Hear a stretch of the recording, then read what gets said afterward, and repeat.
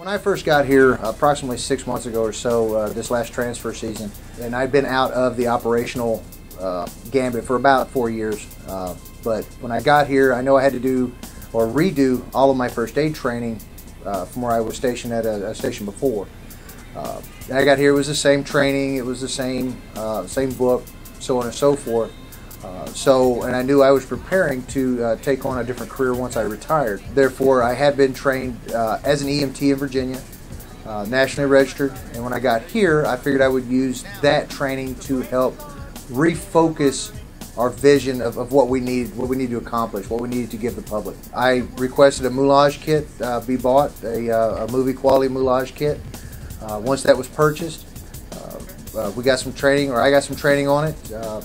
And I decided we'd set up a training phase where we could actually see if the stuff that we had been training our individuals to do while they were underway, if they would actually, or have actually learned anything or retained anything, and to see an actual situation. Anybody can say, you know, I'm holding a bandage, I'm elevating a person's feet to stave off shock, but it's different to go down and actually see somebody losing blood or in pain, so to speak. So that's what we wanted to have happen today. We really wanted to see the crews react, see some of the new guys, the old guys, kind of mix it up with new crews, old crews, and see where we could go from there.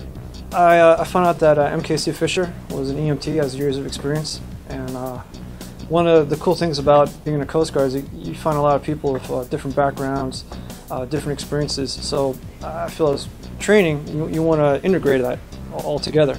You know, people from they could bring their experience to the table. It's better for everybody. So I found out about Chief Fisher, and I spoke to him. I was like, hey, you know, we got some downtime, trying to think outside the box, and he just ran with it. He's like, oh, I got this moulage kit, fake blood, wounds. We could break out the EMT kit, and you know, rattle people up, and it worked great. Everyone was pretty enthusiastic about it. You want to give as many different scenarios as possible.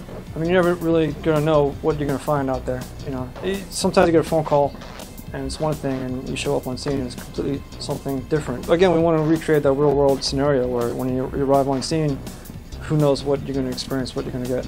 I think it'll improve the proficiency just by sheer practice. From what I've been told so far, everybody was really motivated. Really looking forward to the training. I know there were some people that were kind of set aback by it. They didn't know what to really expect.